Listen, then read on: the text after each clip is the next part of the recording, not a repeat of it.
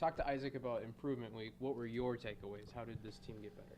Yeah, I mean, so we really focused on each individual position group and wanted to make sure that fundamentally we're a better team. I felt like when we lost the games in the last couple of weeks, it was little things that just kind of popped up: ball security, tackling, angles, things that we can control. So if we can control them, we got to be better at them. So that's what we focused on. We didn't really look at the opponents. We just kind of said, what do we need to do to be a better team? And I thought we did that really well. I mean, we spent the first part of the week, Monday, Tuesday, Wednesday, just focusing on us on a normal practice schedule.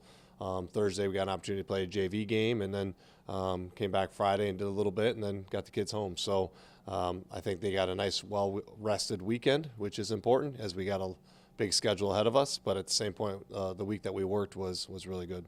Did you peek at all across the WIAC and look at tape from everybody? Do you know kind of where the conference Yeah, is? so yeah, I mean, that's kind of what our staff did. Got a head start on the rest of the league during the day, so we'd focus on the practice plan. What do we need to do? What is our drills that we're going to focus on? And then you got 2-3 hours in the afternoon to dive into Team A, Team B, and so on. And obviously our next opponent is River Falls, and that's where our focus has been since Saturday afternoon and where we're at right now. What concerns you about River Falls?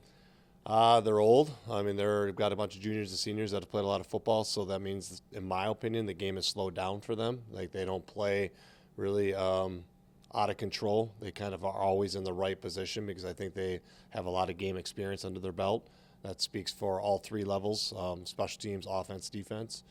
Their defense is really fundamentally sound. They're a 4-2-5 base with big guys up front. They cover you well on the back end. They don't do a lot of exotic stuff, but what they do really well. And so you got to be really efficient with your blocking and just everything you do, and make sure that you get a hat on a hat and sustain those drives. And then offensively, they're a different animal. I mean, they're probably the fastest team in the country in terms of tempo. I mean, they're trying to get probably 2 to 3 plays a minute. They have a really good quarterback, maybe one of the best in the country, if not the best in the country. I know he's dealing with some injuries, but we're anticipating him being back.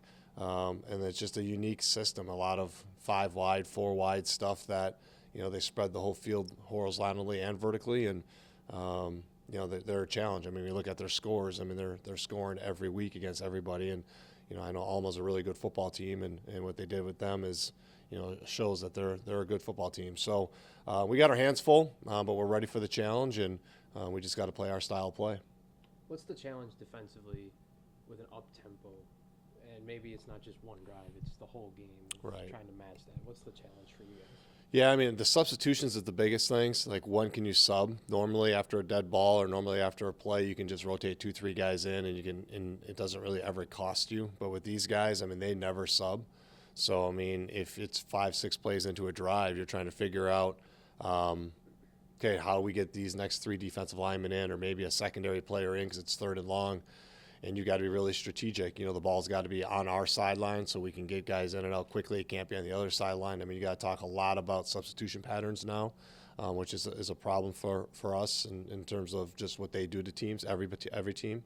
And then you got to practice the tempo. So you got to get, some type of conditioning in where they don't get a lot of time to process the information, where it's, you run a play, and then as soon as the play is over at practice, you run 20 yards and return back, and the other team, the scout team's ready to go, and you got to make quick adjustments because you don't have time to think. You can't process a ton of information. What's the huddle call? What am I seeing? What's my support call? And then you got to go because they're going. So you got to keep the calls fairly basic, fairly simple, and you got to be able to get lined up and play good football. And so yeah, I mean, we got our hands full, but we're ready for it. I mean, we have a practice plan for it. We've been there before, and we'll be ready.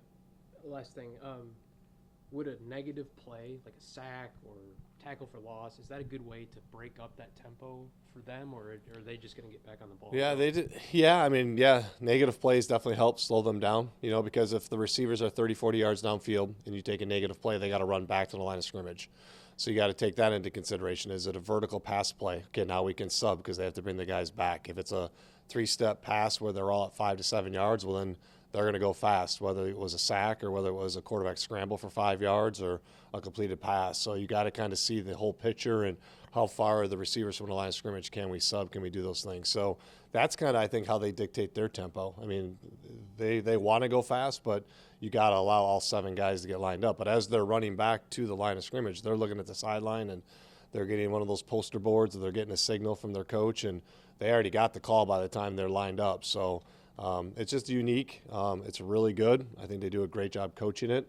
Normally when you see stuff like that, you think, well, there's going to be false starts and they go formations and different things, and they don't have that. So they're obviously really well coached. They know what they're doing, and so you got to be on top of your game.